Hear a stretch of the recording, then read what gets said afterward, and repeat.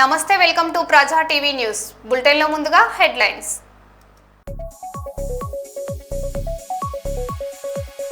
పెంచిన gas, petrol, diesel ధరలను ప్రభుత్వం వెంటనే ఉపసంహరించుకోవాలి. తెలంగాణ రాష్ట్ర మహిళా కాంగ్రెస్ అధ్యక్షురాలు ఎర్రబెల్లి స్వర్ణ.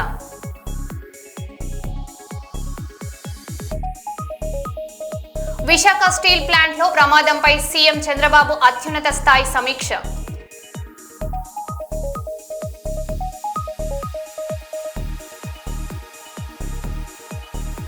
కాంగ్రెస్ ప్రభుత్వంపై సిపిఐ ఎమ్మెల్యే కూనంనేని సాంబశివరావు తీవ్ర విమర్శలు.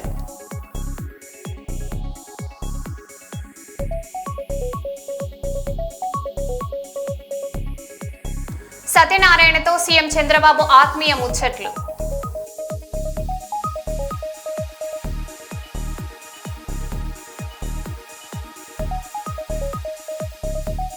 జనగామ జిల్లాలో వానకొండయ్య మైనింగ్ పై బీఆర్ఎస్ నేతల మీడియా సమావేశం.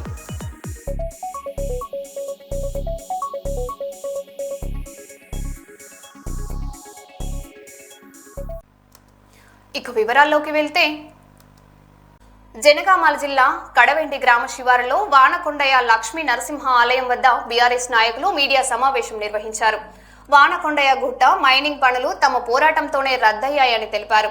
కాంగ్రెస్ ప్రభుత్వంపై మైనింగ్ అనుమతుల విషయంలో విమర్శలు చేస్తూ కమిషన్ల ఆరోపణలు చేశారు. ఈ కార్యక్రమంలో స్థానిక నాయకులు పాల్గొన్నారు.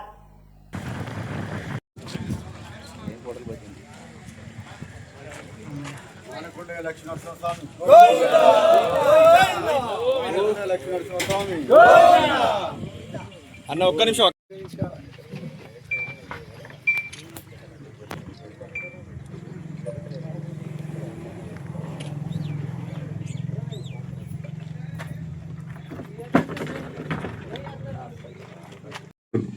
అసలు ఆ గుట్ట మీదకి మీరు ఓడే తప్పని చెప్పి మా మీద ట్రస్ట్ పాస్ కేసులు పెట్టిన తర్వాత మేము దయాకర్రావు గారు నోటీస్కి తీసుకుపోవడం జరిగింది. ఇట్లా జరుగుతుంది సార్, ఏం చేద్దామని. గ్రామాలలో ఫస్ట్ గ్రామ ప్రజల అభిప్రాయాన్ని తెలుసుకోండి. వారు ఆదేశించడం మీద మేము ప్రతి ఒక్క గ్రామానికి వెళ్ళి కడివెన్లో కానీ లకావత్ తండకు కానీ ప్రతి ఒక్క గ్రామానికి వెళ్ళి ప్రజల అభిప్రాయాన్ని తీసుకుంటే మేము చావనైనా చేస్తాం కానీ ఆ గుట్ట మీద మైనింగ్ కానియొద్దు, మా తరఫున మీరు కొట్లాడమని వాళ్ళు మాకు మ్యాండేట్ ఇవ్వడం జరిగింది. తర్వాత మీ అందరికీ తెలిసిందే, అందరం కలిసి వెళ్ళి కలెక్టర్ గారికి అది మెమరాండం ఇవ్వడం జరిగింది. మెమరాండం ఇచ్చిన తర్వాత ప్రాసిక్యూషన్ చేసిన తర్వాత బయటపడ్డ నిజాలు చెప్పాలన్నా మాకు కూడా కొన్ని నిజాలు తెలియలే. వారికి అసలు ఇక్కడ ఉన్న గ్రామంలో ఉన్న గ్రామ సభ తీర్మానాలే లేవు. ధర్మపురంలో, కడివెండిలో లేవు, మాదాపురంలో లేవు. దాని తర్వాత 2018 నుంచి 2 సంవత్సరాలు అక్కడ మైనింగ్ చేయకపోతే ఆటోమేటిక్గా క్యాన్సిల్ అవుతుందంట. దాని తర్వాత ఏం జరిగింది, జిఎస్టీ రిటర్న్స్, ఐటీ రిటర్న్స్ ఏమీ లేకపోగా నెలకి ఇంటర్వ్యూ ఇచ్చుకుంటా అది లక్ష్మీనరసింహస్వామి వానకొండ గుట్టనే, కానీ దాని మీదకి పోతే కేసులు అయితే అండి అని చెప్పి ఆమె భయభ్రాంతులకు గురి చేస్తూ ఉంటుంది. దాని మీదకి పోతే కేసులు అయితే మా సిఏ గారట వాళ్ళ సిఏ గారట 50,000, అంటే వాళ్ళ సిఏ గారు ఏందో నాకు అర్థం కాలేదు. ఫస్ట్ సిఏ గారట 50,000 ఫైన్ కట్టినంట ప్రొటెక్షన్ ఇవ్వనందుకు. ఏది ఈ గ్రామసభ తీర్మానం లేనిది ఎంఆర్ఓ ఆఫీస్లో సర్టిఫికేట్ ఉందని చూపెట్టాడు. ఎంఆర్ఓ ఆఫీస్లో వెరిఫికేషన్ చేస్తే ఆ సర్టిఫికేటే లేదు, వాళ్ళకి పర్మిషన్ ఇచ్చినట్టుగా. అసలు మార్కింగే లేదు, ఏ కాగితాలు లేకుండా హైకోర్టు నుంచి ఏదో వచ్చిందంట, ఫైన్ కట్టిందని చెప్తుందామె. ఎందుకు ఇట్లా చేస్తుందని మేము కూడా తరోగా వెరిఫై చేయడం జరిగింది. అసలు మీ టెక్నికల్ గ్రౌండ్స్లో ఎంతసేపు ఆ టెక్నికల్ గ్రౌండ్స్లో మాకేమర్థమవుతుందంటే వాళ్ళకి పర్మిషన్ ఉందేమో అని మేము కూడా అనుకున్నాం. వాళ్ళు పర్మిషన్ తెచ్చుకున్నది ఒక సర్వే నెంబరు, మైనింగ్ చేసేది ఒక సర్వే నెంబరు, ఎక్కడ కూడా హద్దులు లేవు. ఒక ఫ్లాగులు కానీ 10 ఎకరాలకు తెచ్చుకున్నా అంటారు ఆ సర్వే నెంబర్లో. ఆ ఫ్లాగులు ఎక్కడ బౌండరీ వాల్స్ కట్టలేదు. మనం లేకపోవడం, పర్మిషన్ ఇచ్చిన 2 సంవత్సరాలు అయినా స్టార్ట్ కాకపోవడం అని క్లియర్గా కలెక్టర్ గారు వారు నోట్ ఫైల్ ఇచ్చిండు. ఎందుకు క్యాన్సిల్ చేసిన దాంట్లో దయాకర్రావు గారికి, మా ఆనంద్ గారికి పంపించండు. నేను ఈ ప్రాంతానికి నువ్వు మంచి చేయకపోయినా పర్లేదు, ఇక్కడ ఉన్న సహజ వనరుల మీద నీ దోపిడీ ఆగాల. గత 3 సంవత్సరాల నుంచి మా యొక్క నాయకులు ఉష్కనాపితే జనువంతో, దొంగ వెంచర్ అంటే జనువంతో, ఇటాచి మిషన్లు దింపి దేవుడిపులలో కానీ రంభోజిగూడలో కానీ ఎదుర్కొని కేసుల పాలే మా నాయకులు జైలుకి పోయి కదా మేము ఆపింది. మీ అందరికి తెలియాల్సిన విషయం ఒకటే, ఈ వానకొండ లక్ష్మీనరసింహస్వామి ఎంత పవర్ఫుల్ అంటే ఎంత, దీని చుట్టూ ఉన్న సర్పంచ్లంతా టీఆర్ఎస్ పార్టీ గెలిచింది. అదే మా నిబద్ధత. దేవుని గుట్ట చూడండి, పొట్టిగుట్ట చూడండి, లకావత్ అంట చూడండి, కడివెండి చూడండి, దీనికి ఏదైతే దీని చుట్టూ ఉన్నది కూడా ఆ దేవుడు ఆశీస్సులతోటి మేము గెలుచుకోగలిగినాం. ఆ దేవుడు మా మీద ఒక విశ్వాసం పెట్టిండు. భవిష్యత్తులో నా గుట్టనే వీళ్ళు తువ్వే ప్రయత్నం చేస్తారు, నా భక్తులుగా మీరు కొట్లాడాలని చెప్పి ఇలా వానకొండే ఆశీస్సులతోటే.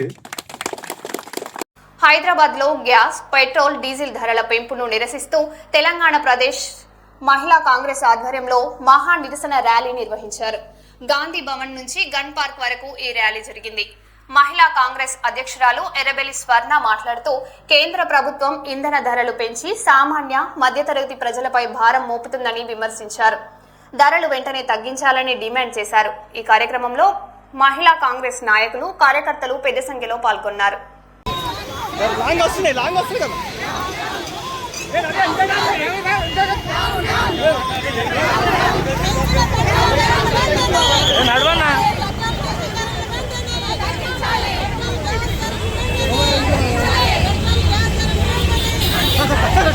గుండ్రేవుల ప్రాజెక్టు నిర్మించాలని కర్నూలు జిల్లా కోడుమూరులో ఈ నెల 11న జల సమర దీక్ష చేస్తున్నట్లు కర్నూలు ప్రగతి సమితి అధ్యక్షులు శ్రీహర్ష తెలిపారు. గుండ్రేవుల ప్రాజెక్టు నిర్మించాలని ఎన్నో సంవత్సరాల నుంచి పోరాటం చేస్తున్నా ఇంతవరకు సాధ్యం కాలేదని, అందువల్ల ప్రభుత్వానికి మరోసారి తెలియజేయాలన్న ఉద్దేశంతో కోడుమూరులోని పరప్ప కాంప్లెక్స్ వద్ద ఒక్కరోజు దీక్ష కార్యక్రమం చేశామని శ్రీహర్ష మీడియా సమావేశంలో చెప్పారు. ఈ కార్యక్రమంలో రైతులు, ప్రజా సంఘాల నాయకులు, రాజకీయులకు అతీతంగా అందరూ పాల్గొని సమస్య ప్రభుత్వం దృష్టికి చేరేలా విజయవంతం చేయాలని కోరారు. గుండ్రేవుల ప్రాజెక్టు వస్తే రాయలసీమ ప్రాంతం అభివృద్ధి చెందుతుందన్నారు.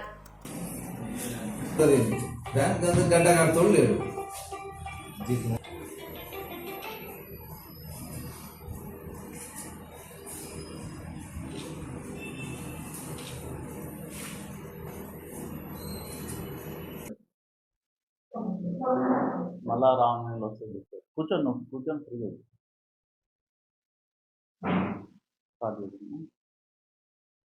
వాస్తవంగా గుండ్రేవుల ప్రాజెక్ట్ అనేది మన కర్నూలు ప్రజలకే కాకుండా రాయలసీమ మొత్తానికి కూడా అది life time project, long standing project.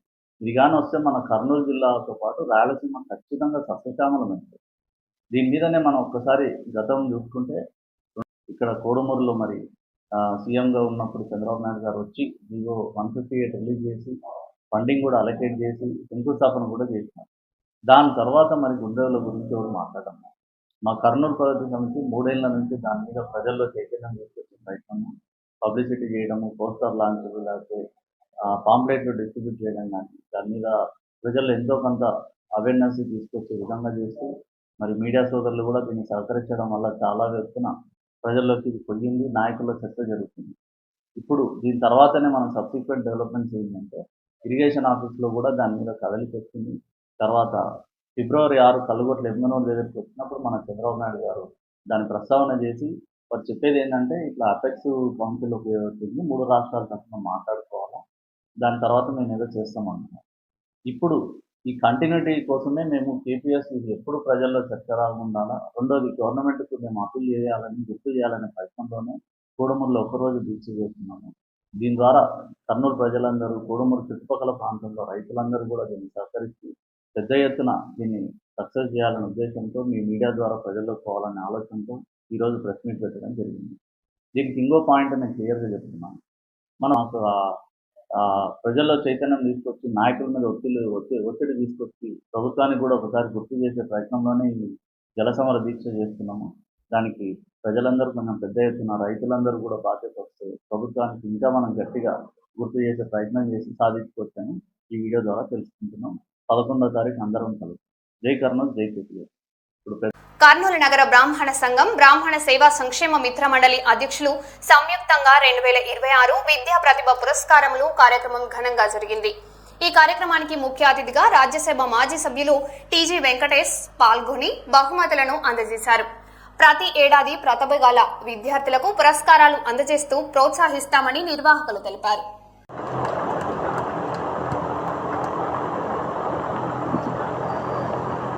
Sir ఇక్కడ చూడండి ఒక్క ఫోటో.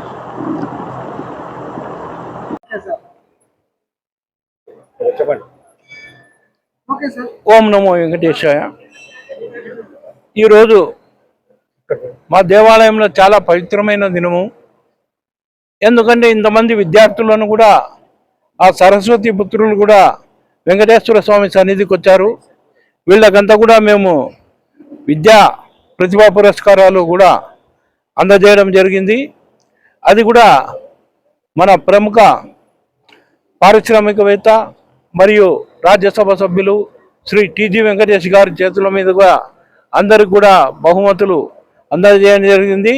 క్యాష్ ప్రైజ్గా ఒక 5,000 క్యాష్, మెమంటో, శాల్వా మరియు పెన్ను, ఒక పుస్తకం కూడా వారికి అందజేయడం జరిగింది. భగవద్గీత పుస్తకం అందజేయడం జరిగింది. తర్వాత ఈ కార్యక్రమానికి ఇంతమంది బ్రాహ్మణులు కూడా ఇచ్చేయడము మా పిలుపు మేరకు వాళ్ళంతా వచ్చినందుకు మేము ఆనందిస్తున్నాము. దాని తర్వాత వచ్చేసి అందరికి కూడా భోజన వసతి ఏర్పాటు చేయడం జరిగింది. ఈ కార్యక్రమం అయినా కూడా అందరూ భోంచేసి యథాప్రకంగా మన కార్యక్రమాలు దేవాలయంలో ఏ కార్యక్రమాలు జరిగినా అందరూ రావాల్సిందిగా వారిని మరీ కోరుకుంటూ నమిస్తున్నాము. ఓం నమో వెంకటేశాయ. పశ్చిమ గోదావరి జిల్లా ఆచంటకు చెందిన వృద్ధుడు సత్యనారాయణకు సీఎం చంద్రబాబును ఒక్కసారి చూడాలన్న కోరిక వైరల్ వీడియో ద్వారా నెరవేరింది. సిద్ధాంతంలో ఆయనను ప్రత్యేకంగా కలిసిన సీఎం కుటుంబ సభ్యులు తెలుసుకొని కుమారుడికి వైద్య సాయం సత్యనారాయణకు ఇల్లు నిర్మించాలని అధికారులను ఆదేశించారు.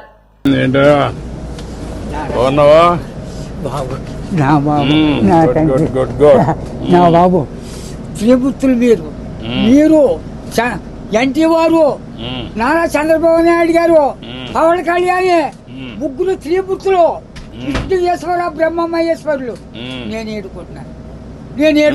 కూర్చోండి కూర్చోండి. ఏంటి విశేషాలు చెప్పండి బాబు. ఎన్నాళ్ళకే కాపాడ్డారు నా కొడుకి. ఎన్నాళ్ళు మట్టించు ఆశపడుతున్నారా మన ఈ బాబుని అట్టిని. ఈడే తీసి 2 కోట్ల మన పాకడికి వచ్చేస్తాడు. చిన్న పాకేసుకున్నానండి. రానపల్లి మనకనే మధ్యలో ఉంటుందండి. వచ్చి పొద్దున్నే సందాలు వచ్చేస్తాడండి. నేను ఆయనతో ఏదో ఉంటాడండి. కబుర్లు చెప్తా ఉంటాడా? చెప్తాడండి. చెప్పండి ఈడేలు చెప్తాడండి. సాయం చెప్తా ఉంటాడు. సైకిల్ తొక్కుతాడు. ఎంత వయసు ఎంత?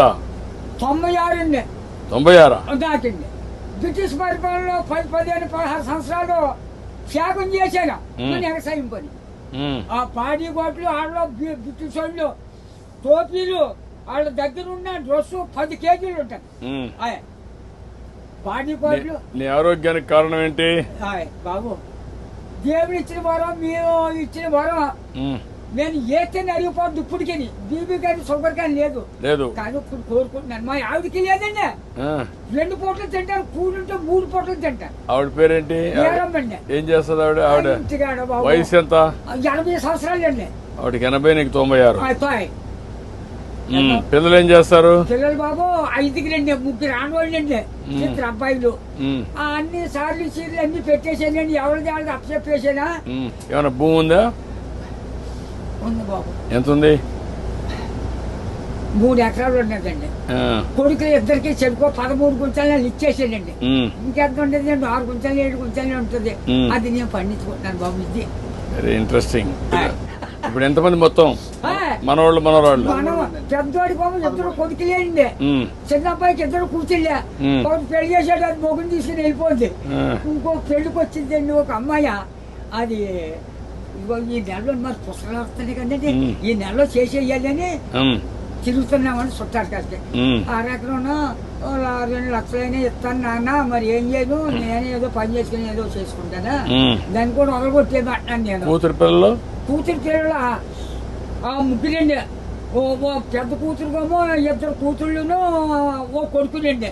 2వ పిల్లకి 2 కూతుళ్ళును ఓ కొడుకులండి. 3వ పిల్లకి 2 కూతుళ్ళును ఓ కొడుకులండి. వస్తారండి దగ్గరికి? వస్తారండి బాబు. బంగారం పట్టుకొస్తున్నారు, పళ్ళు ఫలాలు నాకు పట్టుకొస్తున్నారు. అందరూ చూస్తా ఉంటారు, అందరూ చూస్తారు బాబు. ఆఖరికి కొడుకు బ్రష్ కూడా పట్టుకొచ్చారు పెద్ద కూతుళ్ళు. బాగానే చూసుకుంటారు. చాలా బాగా చూస్తున్నారు. మనవాళ్ళు మనవరాళ్ళు అందరూ అంతా బాగున్నారు. అందరికంటే నువ్వు సంపన్నవంతుడివి. ఎందుకంటే ఎంతమంది మొత్తం కలిసి 10 మంది 12 మంది మనవాళ్ళు మనవరాళ్ళు ఎంతమంది? మనవరాళ్ళు 3 ఆడోళ్ళు, 4 మగోళ్ళు అండి. 4 మీరు లెక్కండి. ఆడోళ్ళు లెక్కండి బాబు. నువ్వు చూసావు కదా, చాలా సమస్యలు చూసావు కదా, చాలా పరిపాలన చూసావు కదా, బ్రిటిష్ వాళ్ళ దగ్గర చూసావు కదా. ఒకప్పుడు కరెంట్ లేని పరిస్థితి కూడా చూసావు కదా. ఇప్పుడు ఇంటి మీదనే కరెంట్ తయారు చేస్తున్నారు కదా, చేస్తున్నారు మీ ఊర్లో ఇంటి మీద. మీరు ఎంతమంది అన్నదమ్ముళ్ళు? 7 అన్నదమ్ములు మేము, 4 తోబుట్లండి. 11 మంది మీరు. మా బుల్బాబు మా బాబును చెరిపోయి ఎక్కడో పంచుకున్నారండి. పంచుకుంటే ఏరిట్టేశారు. ఏరిట్టేస్తే మా 5 తెగలండి. అప్పుడు బాబు మీ చేనంతా నదే పంటున్నాం, మందు మాకు ఏమీ లేదు, అసలే ఏమీ లేదు. 5, 6 పండిదండి ఎకరం. అందులోకి బ్రిటిష్ వాడు పెట్టిన తోర మనం నీరెట్టాలి. గండి ఎట్టితే బొమ్మలు తోటండి సిద్ధాంతం బస్ స్టాండ్ కట్టారు. అక్కడ 100 రూపాయలు గండి ఎట్టారు ఆ రోజుల్లో. దోళ్ళ దిగితే 10 రూపాయలు జుర్మానా. కాళ్ళు దోళ్ళకి కడిగితాం కదండి, ఆ కడిగినందుకు కూడా 100 రూపాయలు దోడకి. పరిపాలన. అప్పుడు నీళ్లు ఉన్నాయా? నీళ్ళు బాబు గొంతు కొట్టండి. అప్పుడు దాడవలేదు, ఏమీ లేదు.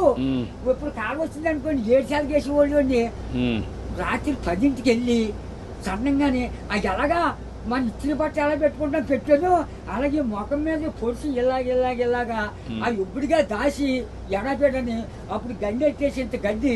అప్పుడు కోడి కూర్చుందంటే మరి చేను పొందే పొడపానే. ఒక మాటలో చెప్పు, అప్పటికి ఇప్పుడు తేడా ఏంటి? రోజున తేడా వచ్చిందండి. ఎట్లా అండి? ఇప్పుడు అన్ని సోపాయిలు ఉన్నాయి, అన్ని సోపాయిలు ఉండవు. అంటే నేను చెప్పేస్తాను బండంకని నా నోరు ఏదో పెద్ద తెచ్చాడండి దేవుడు. బాగా ఇచ్చాడు నీకు, ఇప్పుడు కూడా పవర్ ఇచ్చాడు. పవర్ ఇచ్చాడండి. తృప్తిగా ఉన్నావు? ఉన్నానండి. ఆనందంగా నాకు ఏదో బీబంటారు చూడంటారు, మా కుటుంబానికి ఏమీ లేదండి. భగవంతుడు బాగా ఆశీర్వదించాడు. అన్నదమ్ములు 7 కుటుంబాలు లెక్కైతే 300 జనం వచ్చారండి. మా తండ్రి రక్తం 300 మంది అయ్యారు. ఇప్పుడు జనాభా తగ్గిపోతున్నారే. ఇప్పుడు చదువుకున్న వాళ్ళు పిల్లలు కనడం లేదు. అయిపోతుంది. మా వాళ్ళు 10 మంది చట్టు మీద పడేస్తే చట్టు పేరు పెరిగిపోరు. అప్పుడు జబ్బా రోగమా దాంట్లో ఎవరు లేరు. పుట్టోళ్ళు పడితే పెరిగిపోయేవారు. ఇప్పుడు నువ్వు చెప్పు నాకు, నీకేం కావాలి? బాబు నా పెద్ద కొడుకు పని చాలా దారుణంగా ఉంది. ఏం చేద్దాం అంటావు? హాస్పిటల్ అండి విజయవాడ. వేలు బ్లడ్ ఆగిపోయి బ్లాక్ అయిపోయింది మొత్తం. నేను పని చేస్తాను, నేను ఒకసారి చెప్పి హాస్పిటల్లో నేను మాట్లాడి అడ్రస్ ఇచ్చేసి నేను మాట్లాడి ఏం చేయాలి నేను చేస్తాను. ట్రీట్మెంట్ అవి ఏం చేయాలి చేసి ఎట్లా బాగు చేయాలో చూద్దాం. ఇంకా నీకు ఇంకేం కావాలి? బాబు మా ఊరికి డైలేజీ లేదండి, కానీ లంకకే. తర్వాత మా రోడ్డు పాడైపోయిందండి, మన మిల్లి కాడి నుంచి అలాగా ఆ పెద్ద రోడ్డుకి త్వరగా చెరువు. ఓకే, అది కూడా చేపిస్తా. అది నీకేం కావాలి? ఇంకో బాబు చిన్న రోడ్డు మా పాకల కాడి నుంచి చేపల చెరువుకి వెళ్ళిందండి. ఇప్పుడు నీకు ఆ పాకలే ఉంటావా లేకుంటే ఇల్లు కట్టుకుంటావా? ఇంటికాడే ఉంటాను. ఆ పాకే పర్వాలేదా? ఆడేమన్నా పర్మనెంట్ ఇల్లు కట్టుకుంటావా? అక్కడండి. డబ్బులు కావాలా? నేను కట్టిస్తే కట్టుకుంటావా? ఓకే, నేను ఇల్లు కట్టిస్తా నీకు. బాబు తొందరలోనే ఇల్లు ఒకటి వస్తుంది, నువ్వు చెప్పిన పనులు అవుతాయి, అబ్బాయి ఆరోగ్యం నేను చూసుకుంటా, నువ్వు ఆనందంగా ఉండు. బాబు నా బాబు, నా తండ్రి విష్ణుదేవా, తండ్రి నా బిడ్డల్ని నన్ను కాపాడు బాబు. చేస్తాను. ధైర్యంగా ఉండు. కలెక్టర్ గారు ఇది రాసుకోమ్మా, ఇది రాసుకొని 3-4 పనులు చేసేయండి. ఇల్లు ఒకటి 4 నెలలు ఇల్లు కట్టేయాలి. ఓకే, నేను చేస్తాను. ఓకే, ధైర్యంగా ఉండి బాగా చేస్తాను. జనగామ జిల్లా పల్లగుట్ట గ్రామంలో విద్యుత్ సబ్స్టేషన్ల ప్రారంభోత్సవం శంకుస్థాపన కార్యక్రమం జరిగింది. ఉప ముఖ్యమంత్రి బట్టి విక్రమార్క పాల్గొని 60.62 కోట్ల పనులను ప్రారంభించారు. కొత్త సబ్స్టేషన్లతో 60,000కు పైగా వినియోగదారులకు ప్రయోజనం కలిగిందన్నారు. ఈ కార్యక్రమంలో ప్రజాప్రతినిధులు, అధికారులు పాల్గొన్నారు.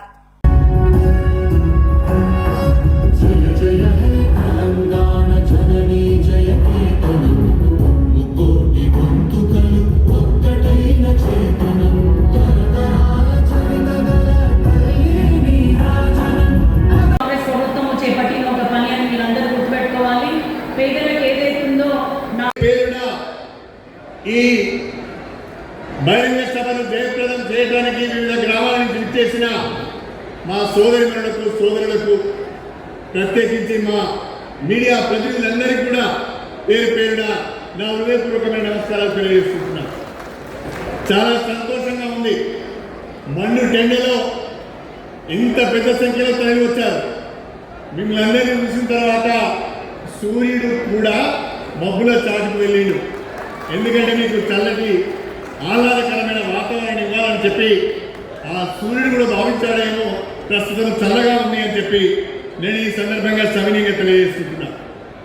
ఈరోజు మన స్టేషన్ గన్పూర్ నియోజకవర్గంలో దాదాపు 60,62 రూపాయలతో 7 సబ్స్టేషన్లను 4 ప్రారంభోత్సవం చేసుకున్నాం, 3 శంకుస్థాపన చేస్తున్నాం. ప్రధానంగా ఇవాళ లింగంపల్లిలో 33/11 kV సబ్స్టేషన్కి ప్రారంభోత్సవం చేసుకున్నాం. నర్సల్లో 33/11 kV సబ్స్టేషన్ ప్రారంభోత్సవం చేసుకున్నాం. పల్లగుట్టలో కూడా 33/11 kV సబ్స్టేషన్ ప్రారంభోత్సవం చేసుకుని శంకుస్థాపన చేసుకున్నాం. ఇక పీచరలో 132/33 kV సబ్స్టేషన్ నిర్మాణం పూర్తి అయింది. దాన్ని ఈరోజు మనం ప్రారంభోత్సవం చేసుకున్నాం. చిల్పూర్ మండలం కొండాపూర్లో 33/11 kV సబ్స్టేషన్ పూర్తి అయింది. దాన్ని ఇనాగరేషన్ చేసుకున్నాం. అదేవిధంగా జఫర్గఢ్ మండలం సాగరంలో 33/11 kV సబ్స్టేషన్ ఈరోజు పూర్తి అయింది, మనం ప్రారంభోత్సవం చేసుకున్నాం. రఘునాథ్పల్లి మండలం కుర్చపల్లిలో కూడా ఈరోజు 33/11 kV సబ్స్టేషన్ను మనం నిర్మాణం పూర్తి చేస్తున్నాం, ప్రారంభోత్సవం చేస్తున్నాం. బహుశా ఒక్క నియోజకవర్గంలో ఒకే రోజు మన పెద్దలు మల్లుబట్టి విక్రమార్క చేతుల మీదుగా 60,62 రూపాయల అభివృద్ధి పనులకు ప్రారంభోత్సవాలు శంకుస్థాపన చేసుకోవడం చాలా సంతోషకరమైన విషయం. అందుకు మా నియోజకవర్గ ప్రజలందరి తరఫున, మా రైతుల తరఫున మీకు ప్రత్యేకమైన ధన్యవాదాలు తెలుపుకుంటున్నాం. కాంగ్రెస్ ప్రభుత్వంపై సిపిఐ ఎమ్మెల్యే కూనంనేని సాంబశివరావు ఉచితపడ్డారు. బంగారు గుడ్లు తీసుకొని బాతుని చంపినట్లు దొరికిన కాడికి సింగరేణి తినేసి మూసేద్దామని కాంగ్రెస్ ప్రభుత్వం చూస్తుందని, 2040 తర్వాత సింగరేణి ఉండదని అధికారులు లెక్కలు చెబుతున్నారని, సింగరేణి నష్టాల్లోకి పోతుందని ఎలా చెబుతున్నారని, 56,000 కోట్ల నష్టం వచ్చిందంటే దానికి కారణం కాంగ్రెస్ మంత్రులు అధికారులేనని విమర్శించారు. చెప్పి ఉన్న మేరకు దాన్ని ఏదో బంగారు బాతు ఉంటుంది చూసారా, బంగారు బాతు గోడుగుడ్లన్నీ ఒకసారి మింగేద్దాం అన్నట్టుగా, బంగారు బాతు గుడ్లన్నీ ఒకసారి మింగేద్దాం అన్నట్టుగా దొరికిన మేరకు సింగరేణిని తినేసి, సింగరేణి దొరికిన సంపద మొత్తం ఒకసారి లాగేసేసి సింగరేణికి నష్టాలు వచ్చింది నడవదని క్లోజ్ చేద్దామని కుట్రలు జరుగుతూ ఉన్నాయి. నేను మొన్న చూశాను, 40 తర్వాత సింగరేణి ఉండదని లెక్కలు చెప్తున్నారు నాకు. 40 అంటే ఎప్పుడు? ఈ తారీఖు ఏ తారీఖు? 26. అంటే ఇక 14 ఏళ్ళు వేల సింగరేణి ఉండదా? వీళ్ళు పాపాత్ములా, దుర్మార్గులా, పుణ్యాత్ములా, లేకపోతే మనుషులు కార్మికుల కోసం వచ్చిన అధికారులా, లేకపోతే అధికారులు ఇది నడిపేటువంటి మంత్రులు వాళ్ళ స్వభావం ఏంటి? చాలా ఆశ్చర్యంగా ఉంది. నేను చాలా స్ట్రాంగ్ గా మాట్లాడాను. నష్టం వస్తుందంటే కార్మికులు కాదు నష్టం. ఆ నష్టానికి కారణం మీరే, మీ అధికారుల నష్టం, మీ రాజకీయ నాయకుల నష్టం, మీ మంత్రుల వల్ల నష్టం. 54,000 కోట్లు 56,000 కోట్లు సింగరేణికి అప్పు ఉంటే ఆ నష్టం ఎవడి వల్ల వచ్చింది? అందుకని ఏదో పేరు చెప్పి సింగరేణిని, ఆ కుక్కను చంపాలంటే ఇది పిచ్చి కుక్క అనే పేరు చెప్పి చంపితే కుదరదు. దాన్ని ఎలా బతికించాలో ఆలోచన చేయండి. లోయర్ క్వాలిటీ కోల్ ఉంటే దాన్ని ఎలా శుద్ధి చేయాలో ఆలోచన చేయండి. దాన్ని ఏ వ్యాపారానికి అవకాశం ఉంటే దాన్ని పట్టుకోండి, వాళ్ళకి సేల్ చేయడానికి ప్రయత్నం చేయండి. ఆ విధంగా సింగరేణిని బతికించుకుంటే ఈ సింగరేణి తెలంగాణ సమాజం మొత్తాన్ని బతికిస్తుంది. తెలంగాణలో మన ఉమ్మడి ఆంధ్రప్రదేశ్ లో ఏకైక పెద్ద పరిశ్రమ, పబ్లిక్ సెక్టార్ యూనిట్ ఏదైనా ఉందంటే సింగరేణి. ఇప్పుడు తెలంగాణ భాగంలోకి వచ్చింది. విశాఖ స్టీల్ ప్లాంట్ లో జరిగిన ప్రమాద ఘటనపై ముఖ్యమంత్రి సమీక్ష నిర్వహించారు. మృతుల కుటుంబాలకు అండగా ఉండాలని, గాయపడిన వారికి మెరుగైన వైద్యం అందించాలని అధికారులను ఆదేశించారు. మరోవైపు ప్లాంట్ ఆర్థిక ఇబ్బందులు, ముడిసరుకు కొరతపై కార్మికుల్లో ఆందోళన వ్యక్తమవుతుంది. ఎన్నికల సమయంలో ఇచ్చిన హామీలపై ప్రతిపక్షాలు ప్రశ్నలు లేవనెత్తుతున్నాయి. కాంట్రాక్ట్ ఉద్యోగుల పరిస్థితి, ప్లాంట్ పై భవిష్యత్తుపై విశాఖ ప్రజల్లో ఆందోళన కొనసాగుతుంది. చాలా దురదృష్టకరం. ఏదైతే స్టీల్ ప్లాంట్లో ఎప్పుడు జరగనటువంటి దగ్గర మరి యాక్సిడెంట్ జరగడం, మరి దానికి కేంద్ర మంత్రి అయినటువంటి కుమారస్వామి గారు, యూనియన్ స్టీల్ మినిస్టర్ గారు వచ్చి వాళ్ళు కాంపెన్సేషన్ అనౌన్స్ చేశారు. స్టీల్ మినిస్ట్రీ నుంచి 25 లక్షల రూపాయలు, అలాగే ప్రైమ్ మినిస్టర్ రిలీఫ్ ఫండ్ నుంచి 2 లక్షల రూపాయలు, అంటే 20 లక్షల రూపాయలతో పాటు వాళ్ళు పనిచేస్తున్నటువంటి ఆ ఈఎస్ఐ కానీ పిఎఫ్ కానీ ఆ స్టాట్యూటరీ బెనిఫిట్స్ ఏమున్నాయో అవన్నీ కూడా అదనంగా వస్తాయి. దీంతో పాటు చనిపోయినటువంటి వారికి, కుటుంబానికి ఎవరైతే వాళ్ళు సిఫార్సు చేస్తారో వాళ్ళకి ఒక పర్మనెంట్ ఉద్యోగం, అలాగే వాళ్ళ పిల్లలకి ఉచిత విద్య, అలాగే అకామిడేషన్ కూడా ఉచితంగా ఇస్తానని చెప్పేసి వాళ్ళు చెప్పడం జరిగింది. ఇక రేపు స్టేట్ గవర్నమెంట్ నుంచి ఏమైనా ఉన్నా సరే రేపు ముఖ్యమంత్రి గారితో మాట్లాడి మేము కొంత అమౌంట్ కూడా అనౌన్స్ చేయడానికి మా ప్రయత్నం చేస్తామని చెప్పి తెలియజేస్తున్నాం అండి. మరో బులెటిన్లో మళ్ళీ కలుద్దాం. Stay tune.